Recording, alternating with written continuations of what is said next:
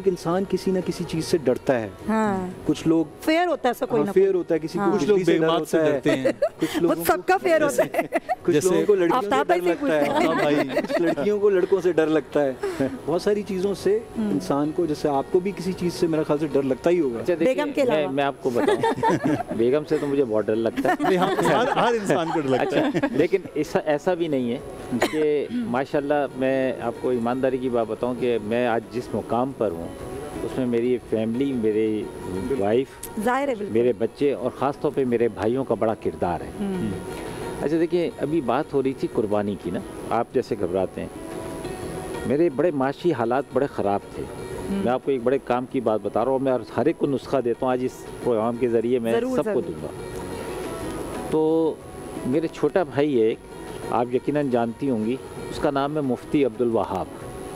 वो UK base है और वो उसकी डॉक्यूमेंट्रीज और डेली चैनल्स के ऊपर उसका बहुत काम है। उसका नाम है, काफ़ी सोशल वर्क कर रहा है, बहुत सोशल वर्क है उसका और बड़ा नाम है उसका।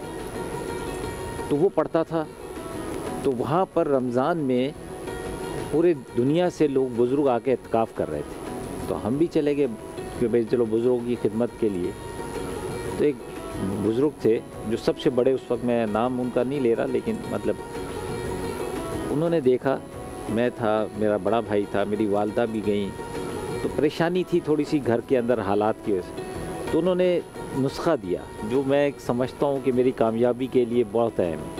उन्होंने कहा कि कुर्बानी करना, ऊँट की कुर्बानी करना और दुरूद शरीफ का ख़त्म जुम्मे की नमाज के बाद करना।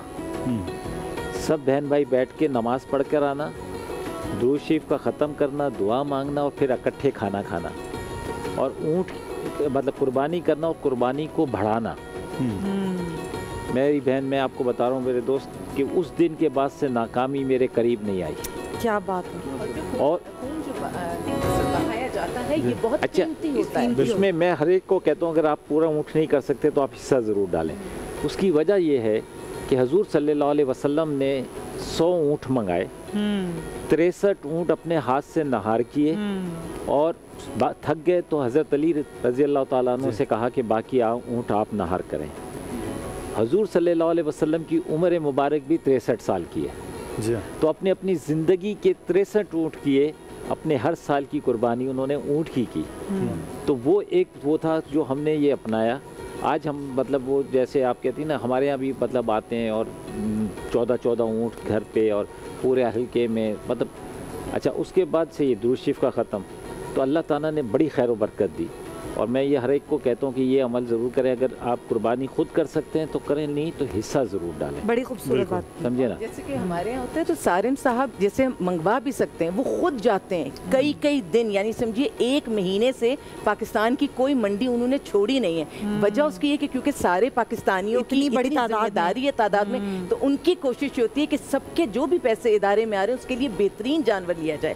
और मैं ये समझती हूँ शेयरिंग एक ऐसी चीज़ है कि शेयरिंग से कभी कोई गरीब नहीं होता। ऐसा ही है। शेयरिंग से आप अमीर होते हैं। जब आप कुछ देते हैं तो आपके पास हमेशा पलटकर देने से तो अल्लाह ताला बरकत देता है ना हर चीज में। का अमल तो हमेशा जो है वो ज़र्ब करके आपको कन्वर्ट कर रहा होता है। आप डिवाइड करते हैं, वो मल्टीप्लाई हो रहा होता है। सिर्फ अच्छा, आप ये बातों में मुझे एक बात बताएं ना, आप माशाल्लाह फिट भी हैं और हम आपको बचपन से देखते आ रहे हैं, आप ऐसे ही हैं। मुदस्सिर का बचपन। तो अभी मेरी उम्र ही क्या है? मैं यही कह रहा हूँ कि आपकी उम्र क्या है। तो खाने पीने के भी शौकीन है ना, फिर कुर्बानी पे कुछ खास बन रहा है, ये बनवा लें, ये बनवा खाता हूँ। ऐसा तो नहीं सिर्फ बारबेक्यू खाते हैं। और मुझे अगर कोई चीज़ खूबसूरत लग रही होती है रखी हुई, मैं देखता हूँ कि वो अच्छी लग रही है तो मैं खूबसूरती को छोड़े, निहारी पाए खाते हैं आप? वो मैं पाए नहीं खाता, चिकने बहुत होते हैं। अच्छा, चिकनाहट होती है उसमें, बहुत कम खाता। ये फिटनेस का राज है यार।